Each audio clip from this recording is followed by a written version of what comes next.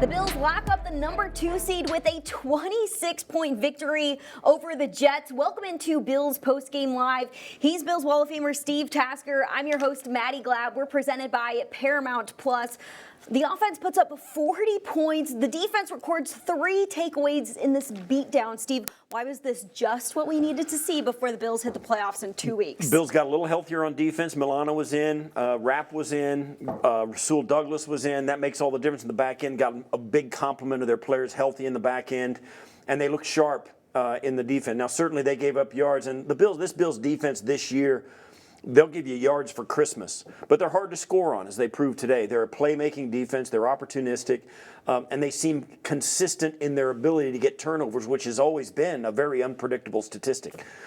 They've been consistently good at doing that, and that was the difference in this. They stopped the Jets early on 4th down in one drive, then got a turnover on another, and then it kind of avalanched from there because then the Bills weren't turning it over, and they were scoring touchdowns. The Bills had the 40-0 lead heading into the 4th quarter. The defense now has 31 takeaways on the season, and this team as a whole 8-0 at home to finish the 2024 season. It's the 3rd time they've done so in franchise history, the 1st time since 1990. Bills quarterback Josh Allen is on the podium right now. Let's hear what he had to say about this final home game. Very important. Not sure what next week brings, but it gives us an option to get certain guys rest, and we'll just kind of go with the flow with whatever Bean and McDermott are telling our guys to do. But still got to prepare like we're trying to go 1-0, and that's our game plan. Are you a certain guy that went out for rest next week? I have no idea. Again, I'm going to do whatever's asked of me. So yeah, I'll leave it at that. I don't know.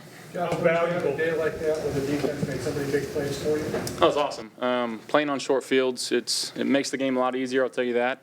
Our defense, man, they played lights out today. They had juice, they had energy, and then offensively, I thought we ran the ball well and a couple really, really big plays, especially there in the 3rd quarter. Would love to get off to a faster start. And sustain a couple more drives and a couple penalties that hurt us. So a lot to learn from, but we'll look at it tomorrow and keep moving forward. Hey, Josh, you went 8-0 and 1 in the regular season. You have players, coaches, but how much juice can you get from this environment? Oh, that's awesome. That's as much as a team stat as a fan-based stat, too. The energy, I don't think people understand a delay of game or a false start. Like, those 5 yards make such a difference. And we can feed off what our fans are giving us, and they've been the best in the league this year. And going back to since I've gotten here, they've been fantastic, and I truly believe we have the best fans in the world. You don't talk about your stats very often, but they put up 40 touchdowns 5 straight years. The crowd cheered. It looked like you acknowledged the crowd. Does that mean something to you? It's never been done before, 5 straight years with 40. I think it's going back to high school, right? Our coach, Coach Magnuson, was always yelling, "What's the job of offense? It's to score." So it's a good job that we're scoring. It's kind of all that it means. But I know the crowd was giving me a lot of love today, so I just wanted to reciprocate it a little bit there and tip the cap to them. What do you see on the team? Another milestone is this team matched the franchise record for wins in 16 games, 13 wins. What does that mean to have that level of consistency and knowing that you've won 13 games for the 3rd time since 2020? I mean, it speaks to the staff that we've got here, the guys that we got in this locker room, how this team's put together, the culture that we have. We didn't really pay attention to the preseason notions, but we heard them and we saw them, and we knew what people were saying, but it had no effect on us. We just came in training camp and tried to work as hard as we could. And there's another stat I think that we tied today was the most touchdowns caught by different receivers or different players. I believe we got 13, and we got another week to try to get 1 more. So that's a stat, too, that we talk about a lot. Everybody eats in this offense, and it's a mantra that we've had, and I think that's a testament to that. What did you see from Keon on that touchdown catch? The athleticism looked like a basketball-type play. Yeah, I got tossed down there late a little bit, and once the ball was in the air, it was kind of – I was pointing at him, and I threw it, and I felt in the corner of my eye Ty Johnson and I think Quincy Williams over there. And I was like, oh, shoot, they're going to be both in the same spot. But that's the reason why we drafted Zero, to go up and make plays like that, and he made a heck of a play. You were on the sideline already, but what's it like watching the Shavers play? That's got to be pretty cool.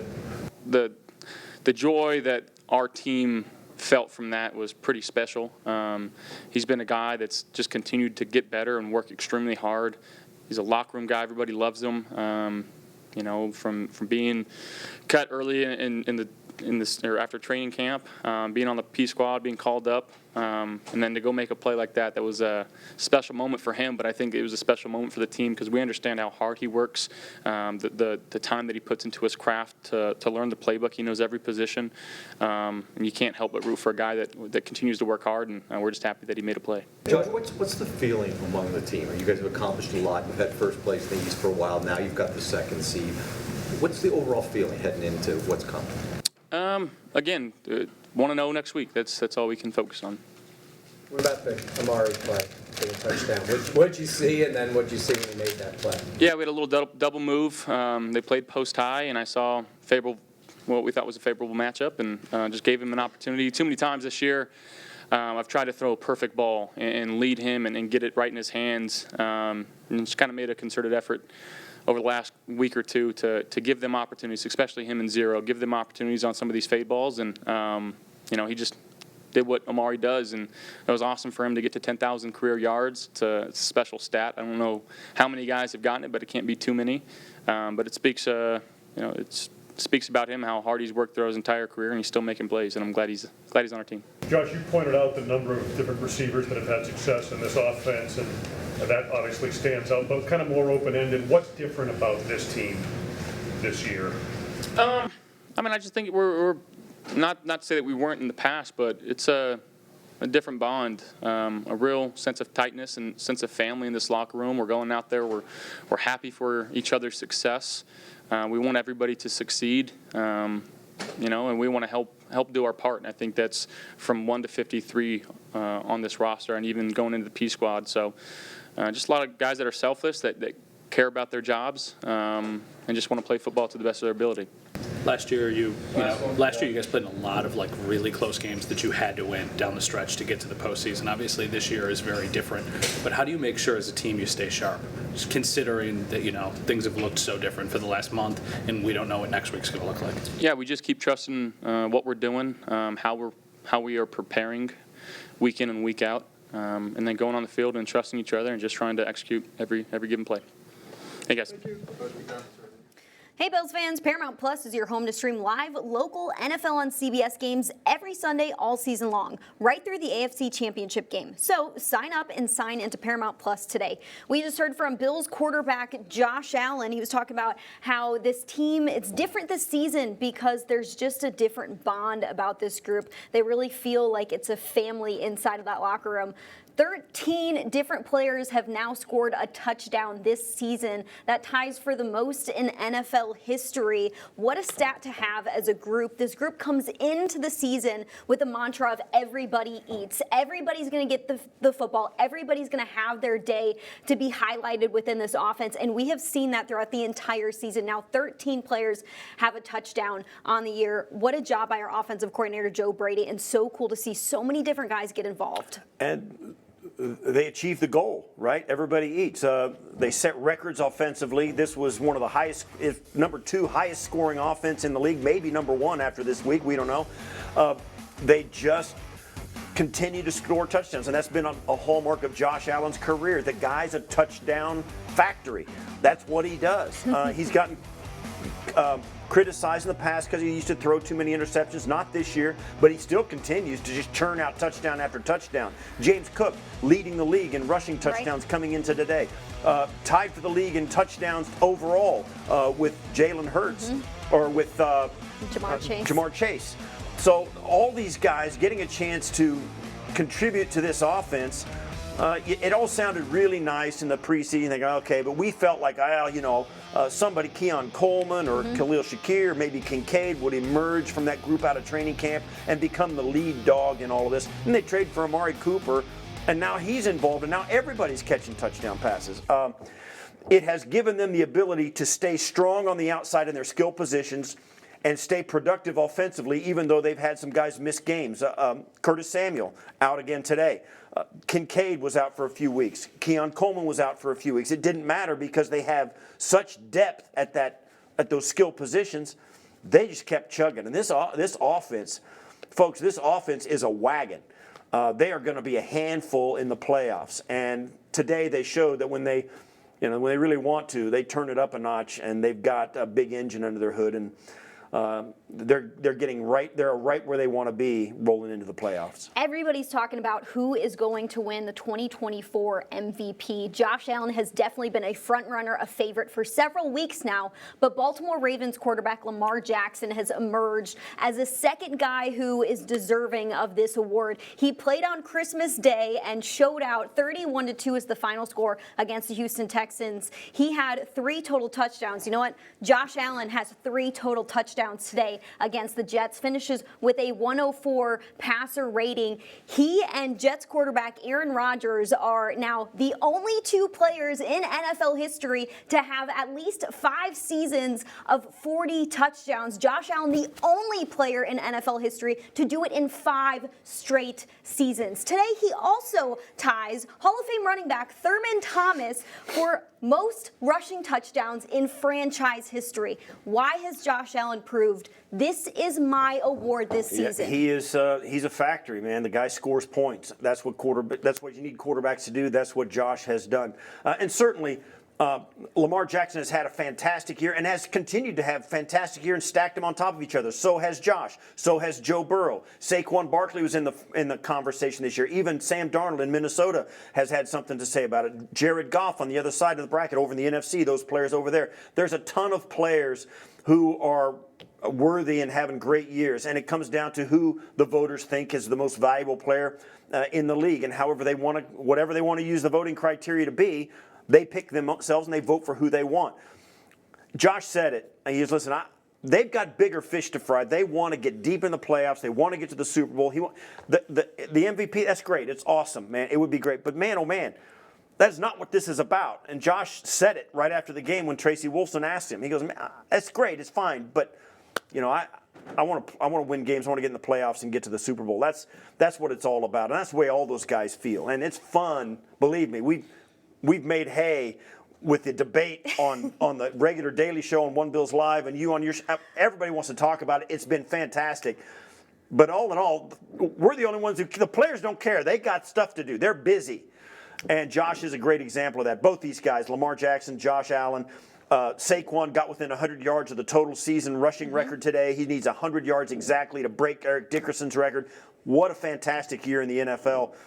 The Bills have a guy that's going to have something to say about the MVP, and it's fun to be in that debate. You're right. The playoffs are more important, but give Josh Allen the dang MVP. He deserves it. He had a couple throws today where he throws a touchdown pass to Amari Cooper in the corner of the end zone and looks like an MVP. He throws a pass across his body to Keon Coleman for a touchdown. Looks like an MVP. He has shown for several years now why he is an MVP caliber type quarterback. He deserves it in his 7th NFL season. All right, Bills head coach Sean McDermott is on the podium. Let's hear what he had to say after this huge victory over the Jets to finish out their regular season at home. All right, glory to God. Great to be out there. Great environment again at home. Great to win. 8-0 at home. Hard to do. It's just special to play here. Our guys understand that and the history that's been built here over the years and playing well at home and the red, white, and blue of the Buffalo Bills. So great environment, like I said. A lot of good things. I thought the defense came out and played aggressive, took the ball away, set up the offense, special teams, good sound, quality football overall. And the offense got rolling in the second half there, and that was good to see, capitalizing and some red zone opportunities and some takeaway opportunities there that we had. So a lot of game balls went out after the game, as you'd imagine. I think Josh Allen continues to show why he should be the MVP, and just great to see our offense do what they've been able to do here. John, obviously, great day for the offense, but your defense really made the biggest plays of the game, really all day long. You can talk about, because it has been a struggle for the last few weeks on that side. Just talk about the big plays today on defense. Yeah, I thought Coach Babbage and the defensive staff did a great job during the week. Players played extremely fast, physical. And then when you play physical and you play fast, the ball tends to come out and to find you. So I think the first half they had a couple long drives, but we had the first series, that fourth down stop. And then the takeaway, I think was it Greg that tipped it, and then Jordan caught it. Big takeaway in the red zone there, and then just in the second half, I mean, they had the ball first, and that was an important drive for us, and then forcing, I think it was a punt. We forced a punt there, and just the aggressiveness overall when you get a team. In that situation, I felt the combination of the rush and coverage working together, and we were hard to stop up front, which is how it should be. Yeah. How about the contribution from Greg Rousseau and the significance, not only today but throughout the season, kind of sporadic in terms of pass rush, but he's been kind of that one mainstay throughout the year and really had a big game today. What was the significance of his performance today and throughout the whole season, kind of being that rock amongst that group? Yeah, well, he's one of our best players on defense, and we spoke about that this week. And for us to play well on defense, he's got to play well, and so that's your best players have to play their best week in and week out, and that's how the league is. So the physicality, all those things, run and pass. It can't just be pass game, but it starts at the line of scrimmage and making sure we're winning first down, and then getting them into third down situations where we can rush the pass through and the coverage and rush can work together. And the same thing, just state of the game when we get up. That's where we got it. The rush and coverage has to continue to work together. And again, I thought the defensive staff, led by Bobby, did a really good job. Bobby, I thought, caught a great game, and we got to continue to grow as a defense as we move forward here and on through the playoffs. Coach, can you talk a little bit about Christian Benford? Sean went from 12-0 to 40-0 pretty quick. As I'm watching that, what is it like to be on the sidelines with all three phases of the company? Yeah, it's fun. It's a lot of fun. It certainly makes my job easier, and I thought it was great to see CB that you mentioned get that pick. Thought he had a chance earlier for one, and to reset and be able to come back and get that pick. Big play for us. And then Milano, I think Ed forced it, and then Milano almost had himself a touchdown. But great recovery and to keep playing the game there. Sean, Josh went to it on the podium just before you came in. Said in the preseason we saw the doubts and people doubting this team. We didn't use it as motivation, but we knew that talk was out there. What's it mean to you now to be in Week 16 with 13-3 and having the second seed, sewed up, just given what was being talked about back then? Yeah, it just goes back to guys working hard, working together, being unselfish, coming to work every day, focused on getting the job done, and we know that there's some doubters out there. We knew that earlier in the year, and the team just did a great job of coming together, led by Josh. Coaches have done a phenomenal job of trying to just adjust week to week, and we've had some injuries, and guys have stepped up too. That's been important for us as well. So I think just the balance of a lot of things overall. Today, we played a game last week where I felt like we beat ourselves in certain situations, and you guys know I mentioned that, and we didn't play our best football, but we found a way to win, and I think that's important as well when you don't have your best game. And then this game, we knew this was going to be a tough game, and it was. It was mentioned earlier by Ryan, I think 12-0 for, I think most of the game, then we blew it open there. So really that's how the NFL is, and if you can blow it open, you got to make sure you finish it off, and our defense did a phenomenal job doing that. How important is it to have this second seed wrapped up now and the options it gives you going into next week? Yeah, it does give us options, and I think that's the key thing for us, Vic, is, we'll see where it takes us. We've got some guys who are hurting a little bit right now and might need some rest, but we'll see. We've got some guys also that we may want to take a look at, whether it be offensively, defensively, or special teams that we're a little bit curious about that just weren't maybe ready to be active yet. So I think that'll factor in. I'll sit down with Brandon and Terry, and we'll try and make the best decision overall as an organization for everyone involved here. And so anyway, just it all starts with Josh's leadership, and the question was asked by John of when Josh comes in and he's set on what he wants to get done, he's hard to stop. And so he came in, in the spring and then again in training camp when he reported back, and it was, you could tell he had a goal in mind, and he's led this team right from the jump. Sean, when you say that, you said he should be the MVP. People look at stats, and he has the numbers. But what else is there about Josh Allen that makes you say he should be, other than he's your quarterback and he should be the MVP? Well, I mean, stats, I think there's a saying about stats, right? So at the end of the day, Josh Allen's the MVP. I've been around this league long enough to see MVPs every year for many years. And what he has done on this team, in this organization, in this community, and no offense to anybody else, but I've got a hard time believing that someone's done more. I really believe that. Understanding there's still a lot that you guys want to accomplish as a team. A lot of points during the season we've heard guys on your team say that there's something different about the group. Do you get that sense, and do you feel that? Yes, I do. I think it's more than anything else, they really stick together. And again, it starts with that unselfish approach. Don't get me wrong, we've got guys who get, they're competitive, so they get irritated when they're not the one scoring the touchdowns or getting the ball or, getting the sacks or whatever. And that's kind of natural for competitors, right? But they, at the end of the day, know that what's most important is that the team does well. So it takes a little bit of swallowing their pride from time to time and their ego, but overall they've bought into that type of approach, which is key for us. How important was it to get Cooper going a little bit if he's one of those people that you want to rest in next week? Yeah, huge. That was an amazing catch. I mean, great throw by Josh. Just to see Coop go up and get it. He doesn't say much, but again, a highly competitive person, highly competitive player, and he's been a great addition by Brandon to our football team. Sean, this offense right now looks like it can beat a team in multiple different ways. Is this as good a balance as you had on that side of the ball, kind of heading into the postseason?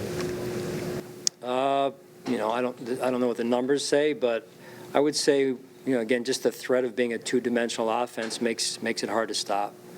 When you get, one-dimensional, you get a little bit predictable, and so it makes it harder on the offensive line, makes it harder on everyone. So even today, I think in the first half, we weren't winning enough first downs, and so then within that, you become a little bit predictable, right? So winning the line of scrimmage will be key for us moving forward, and I thought today we did a pretty darn good job of that, especially in the second half. Sean, you lost your top receiver from last year. Josh mentioned that you set the new record, or you tied the NFL record, most players with a receiving touchdown in the season.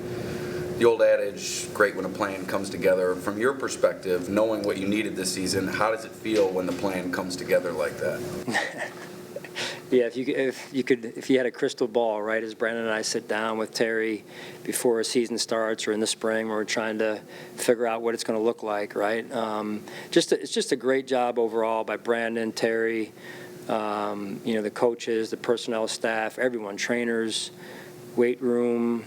I'm going to leave some out, but when everyone's on the same page and there's a similar connectiveness between the team, right? Just between department to department to department. Now we got Pete leading the business side over there, and again, just that connectivity amongst the organization is huge for us, and that's important. John, acknowledging you have a lot of decisions to make this week, but philosophically, how much do you expect Josh to play against New England?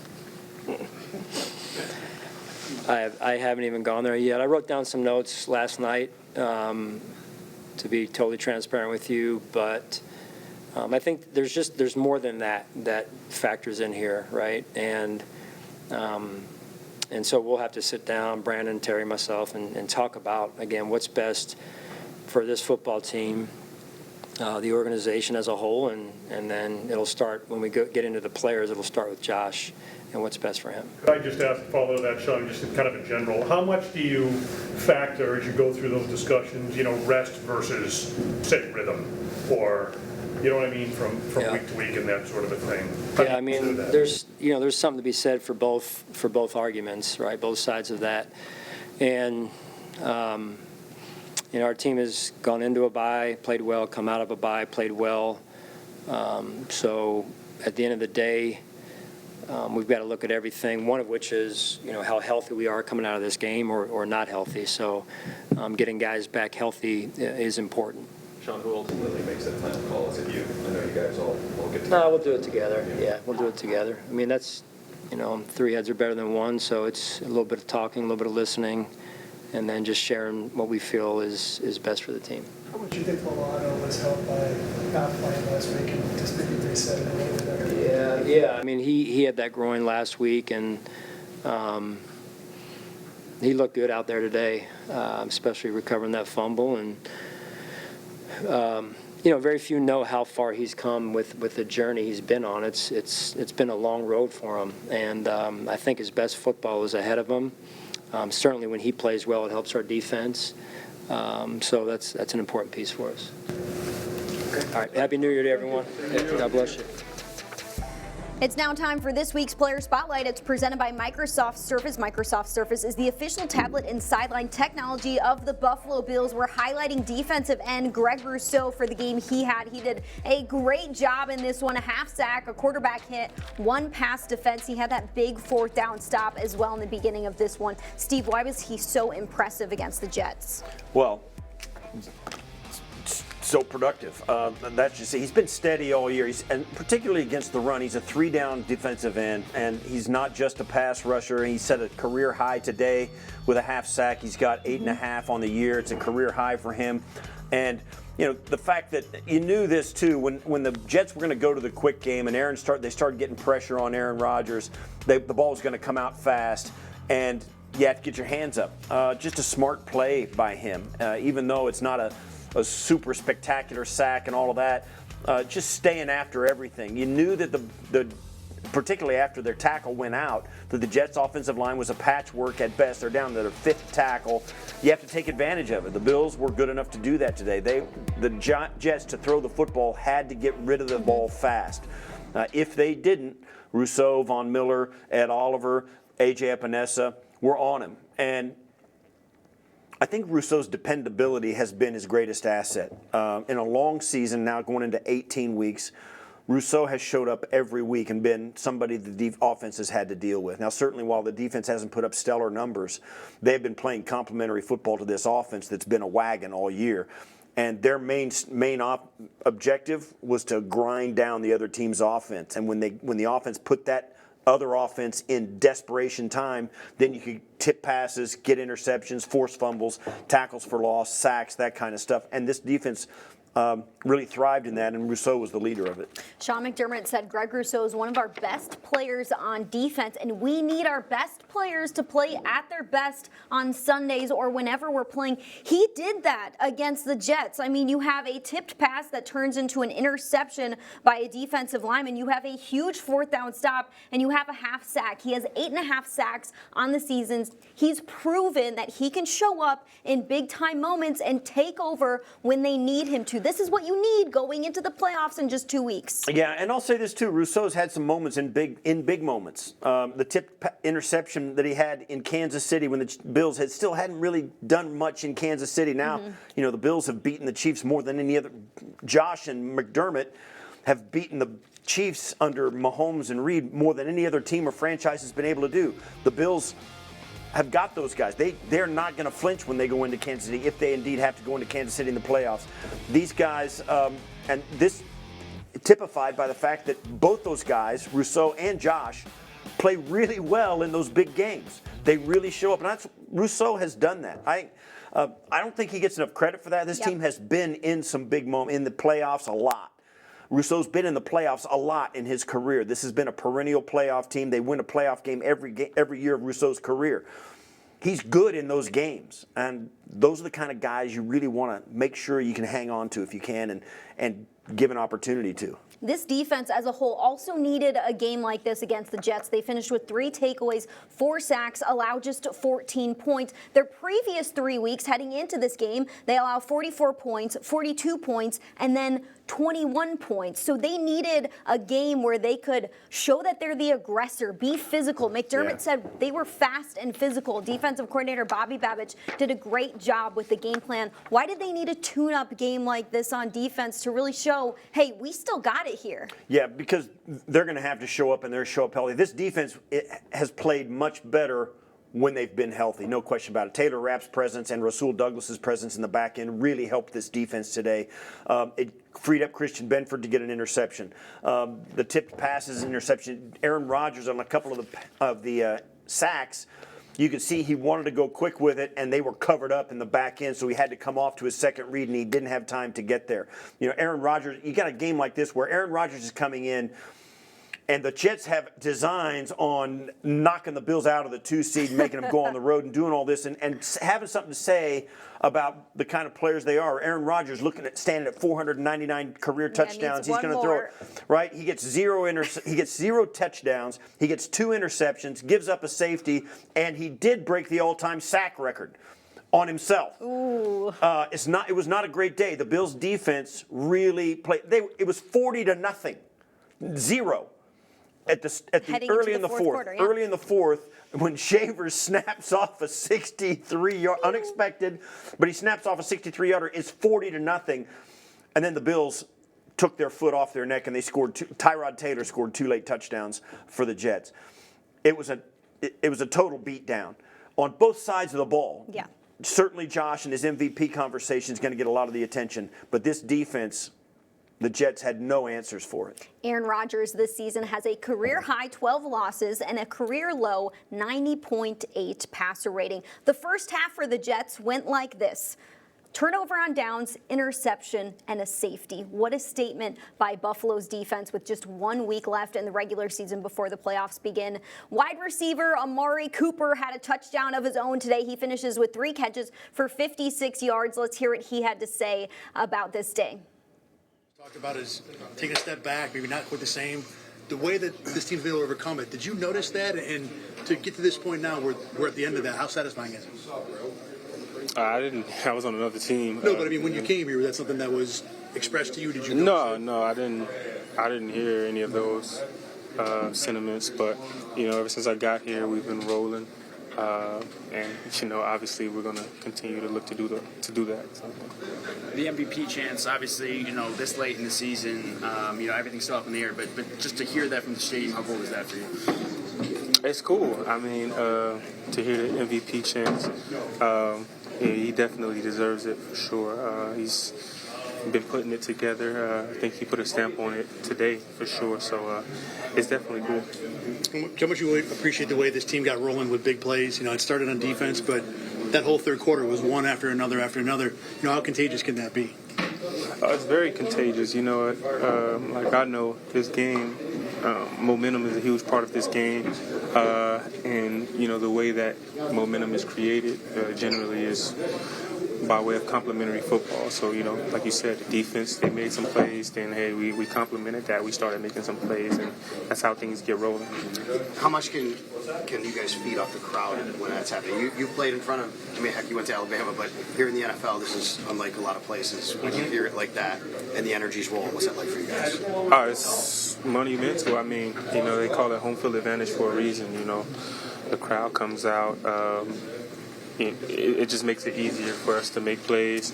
Makes it harder for the opposing team to make plays as far as hearing and concentrating and things like that. So it's definitely a big part of football for sure. I know you got evaluated for a head injury and were obviously cleared to come back. Did anything else happen in that play when you were hit the ground, or just checking for that? I kind of hurt my tailbone a little bit. But yeah, it wasn't really much that was going on. It was just. Let me chill out for a minute before I try to get back up. So that's all it was. Understandable. Yeah. How crazy is it when Josh makes throws like that to you and the one to Keon? What do you think about those kind of plays? It's crazy because, like I alluded to earlier, a lot of quarterbacks aren't really willing to make those risks. But he has that talent to where he knows exactly where to put the ball. And as a receiver, we love that. That's like our favorite thing about a quarterback because it gives us an opportunity to express our talents, Not all receivers can go up and high point the ball, but the ones that can, when they have the opportunity to, that's what we love the most. One of the things we love the most. Amari, I know that you have a game next week. You have to prepare for that, but you guys don't have the pressure to have to win for any certain reason. How nice would it be, especially a guy like you's been in the league 10 years, to get your mind and body right, to get ready for the playoffs over the next couple of weeks? Yeah, I mean, this is where you really make your name as a team and as an individual, getting ready for the playoffs, playing in postseason play. That's what people really remember about teams and about players and stuff like that. So, it's utterly important for me to, get my body right, get prepared mentally, physically, emotionally for the postseason, and go out there and put, my best stuff on tape. Awesome. Thank you, Mark. Thank you, Mark. Thank you. Is your home to stream live local NFL on CBS games every Sunday all season long, right through the AFC Championship game. So sign up and sign into Paramount Plus today. We just heard from Bills wide receiver Amari Cooper, who's in his 10th NFL season, now has 10,000 career yards. We love that he's doing it with Buffalo, a team that he got traded to in the middle of the season. He says he's just having fun with the Bills. He had a touchdown catch with a pass over by Josh Allen, I should say.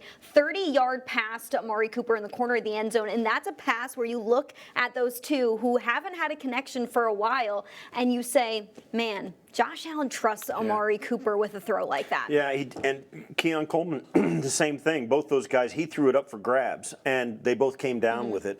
He gave Keon a couple of chances today, and Keon couldn't come through it. Yeah. He gave him one last one, and he came down with a touchdown. Really good job by the two big wide receivers on the Buffalo roster. Amari Cooper and Keon Coleman are both guys like that who are big A1 type, wide receiver one type guys, big alpha guys that they have rolling, and they've been injured in and out of the lineup. And Amari's been, he's still acclimating to the offense, and people have been a little impatient for him to be more consistently productive. When they've given him the opportunity, he's shown up and caught the ball and played well. Keon Coleman today, you can see the attitude he plays with, and I think the Bills really like that about him. He wants the foot. Even in a day like today, it wasn't going so well for him. He 7 targets, 3 catches. Yeah, he had that one long when Josh made a phenomenal throw down the middle. It went right through his hands on a tough catch where he's coming back to the ball. He wanted to catch that, and he was disgusted he didn't, and he probably should have. But then Josh kept going to him. He gave him one over the top of Sauce Gardner earlier in the end zone, and it was a low throw, and Keon was going pointing up, you got to throw it higher. And Josh did it later, and they end up with a touchdown. So even after all those sputters and starts with Keon, how it's going, he dropped a quick slant that got tipped before it got to him. So it didn't look like it was going to be a great day for Keon. Josh didn't care. He kept throwing him the football. Same thing with Amari. Just keep feeding him the ball. They came back. They had one Amari got called on an offensive pass interference on a first down catch. They move it back. Josh throws it to him again. This time he catches it, and it's a first down. You got to love the fact, and that's why most of these players would take a bullet for Josh. The guy doesn't care. He's with you, and he proves it with his play. He's going to keep throwing you the football if you're out there. If you keep doing the right things, he's going to trust you. As a former once-in-a-while wide receiver myself, you would literally jump in front of a truck for the guy. Yeah. And that's where this team is playing right now. Allen says, I got you. We'll figure it out on the field in due time. And he did that with Amari Cooper and Keon Coleman. There have been countless numbers of times where I've walked through the indoor field and have seen Amari Cooper working after practice when nobody else is doing anything, just trying to fine-tune his skills within this offense. And we're seeing it now. 3 catches, 3 targets, a touchdown for him. He went up and high-pointed the football on that touchdown catch that he had. Very impressive by a receiver who now has 10,000 receiving yards in his career. We heard from our head coach, Sean McDermott, being asked about, you've got one game left in the regular season. You've already locked up the number 2 seed. What is the plan for this final game in the 2024 regular season? Do you want to sit your starters? Do you want to play them? And McDermott said, we have options out there. We might want to see some guys who have been injured and are ready to come back and healthy. I don't have it all figured out yet, but we're going to talk with our GM and we're going to talk with our owner and our coaching staff and figure all that out. Is there anything on your wish list that you want to see in this final week, Steve? A little. Here's the thing. They're going to go down the list of all 53 guys on the active roster and the 16 guys on the practice squad, and they'll say, what can we do best to maximize this guy? Now, certainly they're limited. They still only have 48 guys on game day. And so if you're going to play all your backups, you can only sit 6 guys, 7 guys. So you're limited on how many guys you can actually sit down, have them wear a baseball cap and street clothes. There's only a handful that can do that. They will sit down and they'll have a conversation about every single individual player, what would be best for that guy, and can it fit into the big picture. This game, like you said, Maddie, this game is meaningless in the one loss. Certainly in history, they're going to go look back and they're 13-4 instead of 14-3. That's the difference, right? They're still headed to the playoffs. They still got the number 2 seed. But that's how deep this is going to go. The thing about Sean McDermott, Brandon Beane, and Terry Pagula and the whole culture they built here is they're going to do what's best for their players and their team. And they're going to give these guys, there's no question there's going to be some guys that are going to get some reps in this game, particularly guys like Cole Bishop. He's going to stand out there. See if they can get DeMar Hamlin on the field. If he's healthy, they'll give him a chance to get his legs back underneath him and go out and play because he hasn't been in there for a month. Things like that. The offensive line, you can bet 3 guys will probably be sitting late in that game, if not for the entire game, and they'll have 8 different guys. But there's only so many guys you can hide on the practice squad, So whatever limitations that are there because of the roster and the machinations of what you can do with the practice squad and the inactives, they're going to rest as many key people as they can. They will not be able to rest everybody, and therein lies the conversation. To me, Josh is wearing flip-flops, I mean, he's eating sunflower seeds, got his hat on backwards, and he's just, chilling. There's a couple of guys like that. I would say probably Khalil Shakir is like that. Maybe Kincaid is like that. Maybe Rasul Douglas and Christian Benford are like that. Maybe Matt Milano, too. Maybe, Terrell Bernard. Maybe this is a Buffalo Joe, Dorian Williams, Balin, not Balin Spector, he's on IR, but, Ulufosio gets in there and plays linebacker. All that stuff is on the table because, we've seen last year after game 1 of the playoffs, you can lose a bunch of guys. Oh my gosh. So, don't bring me back there. Right. So that's the conversation. There's no way to anticipate it, but whatever they can do to get guys healthy and keep them sharp, they're going to do that. And that goes for the guys from Josh Allen and Cook and Rousseau and all the guys at the top of the roster, all the way down to guys like I used to, covering kicks. Right. Definitely. And hey, I mean, the fact that some of these guys already started to rest. Josh Allen didn't finish this game. He was out by the 4th quarter, and several other starters in the same bucket as Josh Allen not finishing out this game. An extra quarter of rest definitely helps you. This team has scored 62 total touchdowns on the season, 509 total points. It's a franchise record for Buffalo. Just when everybody said this team is taking a step backwards, it's a rebuilding year, they have shown, hey, we belong in the playoff conversation. Hey, we belong in the Super Bowl conversation because we have Josh Allen as our quarterback and we have a bunch of guys on offense that we can throw the ball to. 40 points on offense, 3 takeaways on defense definitely makes you feel good about heading into the playoffs, right? Yeah, it sure does. They're going to be able to score points on about any team they play. Their defense is opportunistic, and while it's not a dominating defense, they are playmaking. They're smart and opportunistic.